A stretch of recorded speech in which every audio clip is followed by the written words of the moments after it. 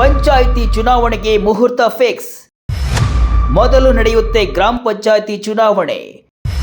ಯಾವ ಸಂಸ್ಥೆಗೆ ಯಾವಾಗ ಎಲೆಕ್ಷನ್ ಗೊತ್ತಾ? ವಿಜಯ ಕರ್ನಾಟಕ ವೆಬ್ ವೀಕ್ಷಕರಿಗೆ ನಮಸ್ಕಾರ. ನಾನು ಶಿವಮೂರ್ತಿ ಸರ್ಬಾ.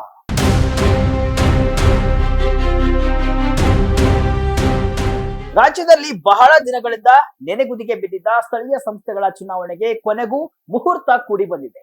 ಜನಪ್ರತಿನಿಧಿಗಳಿಲ್ಲದೆ ಒಂದು ಪೂರ್ಣ ಅವಧಿಯನ್ನೇ ಮುಗಿಸಿ ಸೊರಗಿರುವ ಜಿಲ್ಲಾ ತಾಲೂಕು ಪಂಚಾಯಿತಿಗಳು ಸೇರಿದಂತೆ ಬಹುತೇಕ ಸ್ಥಳೀಯ ಸಂಸ್ಥೆಗಳಿಗೆ ಮುಂದಿನ ವರ್ಷದ ಆರಂಭದಲ್ಲಿ ಚುನಾವಣಾ ಹಬ್ಬ ಕಳೆಗಟ್ಟುವ ನಿರೀಕ್ಷೆ ದಟ್ಟವಾಗಿದೆ. ಈ ಮಹಾ ಚುನಾವಣಾ ಪರ್ವಕ್ಕೆ ರಾಜಕೀಯ ಪಕ್ಷಗಳು ಈಗಾಗಲೇ ತೆರೆಮರೆಯಲ್ಲಿ ಸಿದ್ಧತೆಯನ್ನ ಆರಂಭಿಸಿವೆ. ಹಾಗಾದ್ರೆ ಪಂಚಾಯಿತಿ ಚುನಾವಣೆಗಳು ಯಾವಾಗ ನಡೆಯುತ್ತೆ? ಸರ್ಕಾರದ ಹೊಸ ಲೆಕ್ಕಾಚಾರವೇ? ಯಾವ ಚುನಾವಣೆ ಮೊದಲು ನಡೆಯಲಿದೆ? ಕಂಪ್ಲೀಟ್ ಡೀಟೇಲ್ಸ್ ಇಲ್ಲಿದೆ.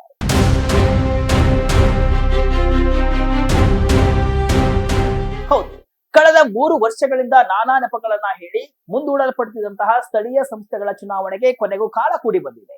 ಜಿಲ್ಲಾ ಮತ್ತು ತಾಲೂಕು ಪಂಚಾಯಿತಿಗಳು, 185 ನಗರ ಸ್ಥಳೀಯ ಸಂಸ್ಥೆಗಳು ಹಾಗೂ ಸಾವಿರಾರು ಗ್ರಾಮ ಪಂಚಾಯಿತಿಗಳಿಗೆ ಹೊಸ ಜನಪ್ರತಿನಿಧಿಗಳನ್ನ ಆಯ್ಕೆ ಮಾಡುವ ಪ್ರಕ್ರಿಯೆ ಮುಂದಿನ ವರ್ಷದಿಂದ ಸರಣಿಯಾಗಿ ಆರಂಭವಾಗಲಿದೆ. ಸಕಾಲಕ್ಕೆ ಚುನಾವಣೆ ನಡೆಸುವುದು ಸಾಂವಿಧಾನಿಕ ಹೊಣೆಗಾರಿಕೆಯಾಗಿದ್ರೂ ಕೂಡ ಕ್ಷೇತ್ರ ಪುನರ್ವಿಂಗಡಣೆ, ಮೀಸಲಾತಿ ಗೊಂದಲ ಮತ್ತು ನ್ಯಾಯಾಲಯದಲ್ಲಿನ ಪ್ರಕರಣಗಳಂತಹ ಕಾರಣಗಳನ್ನ ನೀಡಿ ಚುನಾವಣೆಗಳನ್ನ ಮುಂದೂಡುತ್ತಲೇ ಬರಲಾಗಿತ್ತು. ಇದರಿಂದಾಗಿ ಪ್ರಜಾಪ್ರಭುತ್ವದ ಮೂಲ ಆಶಯವಾದ ಅಧಿಕಾರ ವಿಕೇಂದ್ರೀಕರಣ ವ್ಯವಸ್ಥೆಯೇ ರಾಜ್ಯದಲ್ಲಿ ಬುಡಮೇಲಾಗಿತ್ತು.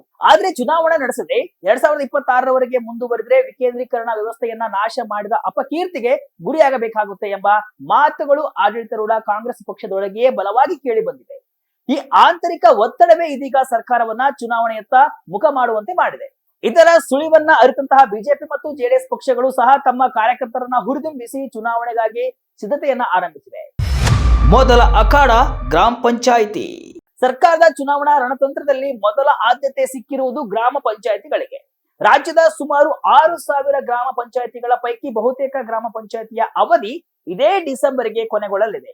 ತನ್ನ ಗ್ಯಾರಂಟಿ ಯೋಜನೆಗಳ ಮೇಲೆ ಅಪಾರ ಭರವಸೆ ಇಟ್ಟಿರುವ ಕಾಂಗ್ರೆಸ್ ಸರ್ಕಾರ ಈ ಯೋಜನೆಗಳು ಗ್ರಾಮೀಣ ಭಾಗದಲ್ಲಿ ಎಷ್ಟರ ಮಟ್ಟಿಗೆ ಫಲ ನೀಡಿವೆ ಎಂಬುದನ್ನು ಅರಿಯಲು ಗ್ರಾಮ ಪಂಚಾಯಿತಿ ಚುನಾವಣೆಯನ್ನೇ ಮೊದಲ ಪರೀಕ್ಷೆಯಾಗಿ ಸ್ವೀಕರಿಸಲು ಮುಂದಾಗಿದೆ.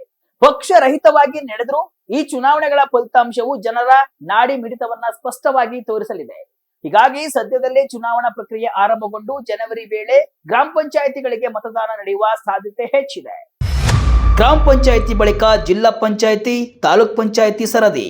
ಗ್ರಾಮ ಪಂಚಾಯಿತಿ ಚುನಾವಣೆ ಮುಗಿದ ಬಳಿಕ ಸರ್ಕಾರದ ಚಿತ್ತ ಜಿಲ್ಲಾ ಮತ್ತು ತಾಲೂಕು ಪಂಚಾಯಿತಿಗಳತ್ತ ಹರಿಯಲಿದೆ. 2020-21ರಿಂದ ಚುನಾವಣೆ ಕಾಣದೆ ಸೊರಗಿರುವ ರಾಜ್ಯದ 31 ಜಿಲ್ಲೆಗಳ 1130 ಜಿಲ್ಲಾ ಪಂಚಾಯಿತಿ ಕ್ಷೇತ್ರಗಳು ಹಾಗೂ 239 ತಾಲೂಕುಗಳ 3671 ತಾಲೂಕ್ ಪಂಚಾಯಿತಿ ಕ್ಷೇತ್ರಗಳಿಗೆ ಚುನಾವಣೆ ನಡೆಸಲು ಸರ್ಕಾರ ಸಿದ್ಧತೆಯನ್ನ ನಡೆಸಿದೆ. ಮೀಸಲಾತಿ ಕುರಿತ ಪ್ರಕರಣ ಕೋರ್ಟ್ ನಲ್ಲಿ ಇದ್ರೂ ಕೂಡ ಸರ್ಕಾರ ಮನಸ್ಸು ಮಾಡಿದರೆ ಅದನ್ನ ಶೀಘ್ರವಾಗಿ ಇತ್ಯರ್ಥಪಡಿಸಿ ಚುನಾವಣೆಗೆ ಹಾದಿ ಸುಗಮಗೊಳಿಸಬಹುದು. ಎಲ್ಲವೂ ಅಂದುಕೊಂಡಂತೆ ನಡೆದ್ರೆ ಬರುವ ಏಪ್ರಿಲ್ ವೇಳೆಗೆ ಈ 2 ಮಹತ್ವದ ಸ್ಥಳೀಯ ಸಂಸ್ಥೆಗಳಿಗೆ ಚುನಾವಣೆ ನಡೆಯುವ ನಿರೀಕ್ಷೆ ಇದೆ. ಇದರ ಜೊತೆಗೆ ಅವಧಿ ಮುಗಿಯುತ್ತಿರುವಂತಹ 185 ನಗರ ಸ್ಥಳೀಯ ಸಂಸ್ಥೆಗಳಿಗೂ ಚುನಾವಣೆ ನಡೆಸುವ ಉದ್ದೇಶವನ್ನ ಸರ್ಕಾರ ಹೊಂದಿದೆ. ಸದ್ಯಕ್ಕಿಲ್ಲ ಗ್ರೇಟರ್ ಬೆಂಗಳೂರು ಚುನಾವಣೆ. ಆದ್ರೆ ರಾಜಧಾನಿ ಬೆಂಗಳೂರಿಗರ ಪಾಲಿಗೆ ಚುನಾವಣೆ ಇನ್ನೂ ದೂರದ ಮಾತು. ಬೃಹತ್ ಬೆಂಗಳೂರು ಮಹಾನಗರ ಪಾಲಿಕೆಯನ್ನ ವಿಭಜಿಸಿ ಗ್ರೇಟರ್ ಬೆಂಗಳೂರು ಪ್ರಾಧಿಕಾರ ಅಡಿಯಲ್ಲಿ ಪಂಚ ಪಾಲಿಕೆಗಳನ್ನ ರಚಿಸುವ ಪ್ರಸ್ತಾಪವಿದೆ. ಬಿಬಿಎಂಪಿ ಅವಧಿ ಮುಗಿದು ಈಗಾಗಲೇ ಒಂದು ಅವಧಿಯನ್ನ ಆಡಳಿತಾಧಿಕಾರಿಗಳ ಆಡಳಿತದಲ್ಲೇ ಕಳೆದಿದೆ. ಆದ್ರೆ ಈ ಹೊಸ ವ್ಯವಸ್ಥೆಯಡಿ ತಕ್ಷಣವೇ ಚುನಾವಣೆ ಎದುರಿಸುವ ಆತ್ಮವಿಶ್ವಾಸ ಆಡಳಿತಾರೂಢ ಕಾಂಗ್ರೆಸ್ಗೆ ಇದ್ದಂತಿಲ್ಲ. ಗ್ರಾಮೀಣ ಮತ್ತು ಪಟ್ಟಣ ಪ್ರದೇಶಗಳ ಜನರ ಒಲವನ್ನ ಅರಿತ ನಂತರವೇ ಬೆಂಗಳೂರಿನಂತಹ ಪ್ರತಿಷ್ಠೆಯ ಕಣಕ್ಕೆ ಇಳಿಯುವುದು ಉತ್ತಮ ಎಂಬುದು ಕಾಂಗ್ರೆಸ್ನ ಲೆಕ್ಕಾಚಾರ. ಮರಳಿ ಬರಲಿದೆ ಬ್ಯಾಲೆಟ್ ಪೇಪರ್.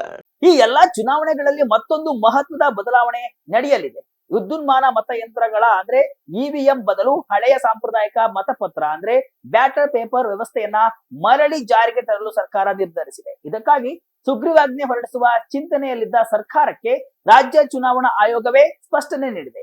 ಅಸ್ತಿತ್ವದಲ್ಲಿರುವಂತಹ ಕಾನೂನಿನಲ್ಲೇ ಇವಿಎಂ ಅಥವಾ ಬ್ಯಾಲೆಟ್ ಪೇಪರ್ ಬಳಸಲು ಅವಕಾಶವಿದೆ ಅಂತ ಆಯೋಗ ತಿಳಿಸಿದೆ. ಹೀಗಾಗಿ ಮುಂಬರುವ ಎಲ್ಲಾ ಸ್ಥಳೀಯ ಸಂಸ್ಥೆಗಳ ಚುನಾವಣೆಗಳು ಬ್ಯಾಲೆಟ್ ಪೇಪರ್ ಮೂಲಕವೇ ನಡೆಯಲಿವೆ.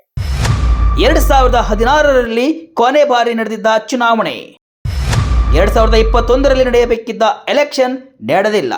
ಕರ್ನಾಟಕದಲ್ಲಿ ಕೊನೆ ಬಾರಿ ಜಿಲ್ಲಾ ಪಂಚಾಯತ್ ಹಾಗೂ ತಾಲೂಕು ಪಂಚಾಯತಿ ಚುನಾವಣೆ ನಡೆದಿದ್ದು 2016ರಲ್ಲಿ. ಆಗ 30 ಜಿಲ್ಲಾ ಪಂಚಾಯತಿಗಳಲ್ಲಿ ಕಾಂಗ್ರೆಸ್ 10, ಬಿಜೆಪಿ 7, ಜೆಡಿಎಸ್ 2 ವಶಪಡಿಸಿಕೊಂಡಿದ್ರೆ 11 ಜಿಲ್ಲಾ ಪಂಚಾಯಿತಿಗಳಲ್ಲಿ ಅತಂತ್ರ ಫಲಿತಾಂಶ ನಿರ್ಮಾಣ ಆಗಿತ್ತು.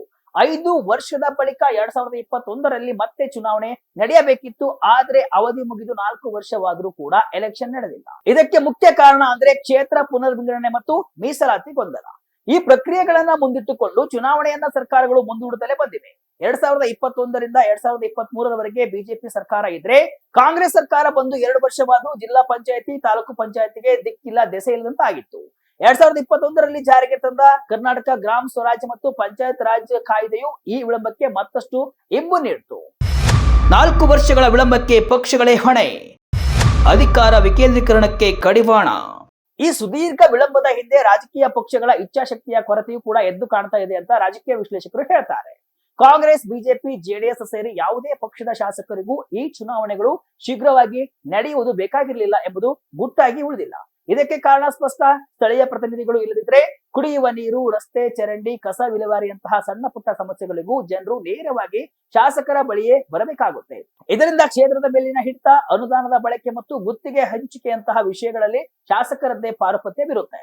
ತಾಲೂಕು ಮತ್ತು ಜಿಲ್ಲಾ ಪಂಚಾಯಿತಿ ಸದಸ್ಯರು ಆಯ್ಕೆ ಆದ್ರೆ ಅಧಿಕಾರ ವಿಕೇಂದ್ರೀಕರಣಗೊಂಡು ತಮ್ಮ ಪ್ರಾಬಲ್ಯ ಕಡಿಮೆಯಾಗುತ್ತೆ ಎಂಬುದು ಬಹುತೇಕ ಶಾಸಕರ ಆತಂಕವಾಗಿತ್ತು. ಇದೇ ಕಾರಣಕ್ಕೆ ಎಲ್ಲಾ ಪಕ್ಷಗಳು ಪರೋಕ್ಷವಾಗಿ ಚುನಾವಣಾ ವಿಳಂಬಕ್ಕೆ ಸಹಕರಿಸಿದ್ವು ಎಂಬುದು ಕ್ಲಿಯರ್ ಆಗಿ ಕಾಣ್ತಾ ಇದೆ.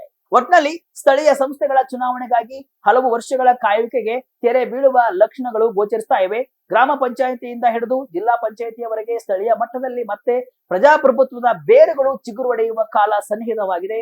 ಈ ಚುನಾವಣಾ ಸರಣಿಯು ಆಡಳಿತಾರೂಢ ಕಾಂಗ್ರೆಸ್ಗೆ ಗ್ಯಾರಂಟಿಗಳ ಅಗ್ನಿ ಪರೀಕ್ಷೆಯಾದ್ರೆ ವಿಪಕ್ಷಗಳಿಗೆ ತಮ್ಮ ಶಕ್ತಿ ಪ್ರದರ್ಶನಕ್ಕೆ ವೇದಿಕೆಯಾಗಲಿದೆ. ಮುಂದಿನ ದಿನಗಳಲ್ಲಿ ರಾಜ್ಯ ರಾಜಕೀಯ ಮತ್ತಷ್ಟು ಕಾವೇರುವುದಂತೂ ನಿಶ್ಚಿತ. ಇದಿಷ್ಟು ಇವತ್ತಿನ ವಿಶೇಷ. ಇದೇ ರೀತಿಯ ಹಲವು ವಿಶ್ಲೇಷಣೆ ಮಾಹಿತಿ ಅಷ್ಟೇ ಅಲ್ಲ, ಮನೋರಂಜನೆಯ ವಿಡಿಯೋಗಳಿಗಾಗಿ ವಿಜಯ ಕರ್ನಾಟಕ ವೆಬ್ಸೈಟ್, ಫೇಸ್ಬುಕ್ ಹಾಗೂ ಯೂಟ್ಯೂಬ್ ಪೇಜ್ ಅನ್ನು ಫಾಲೋ ಮಾಡಿ. ಧನ್ಯವಾದಗಳು.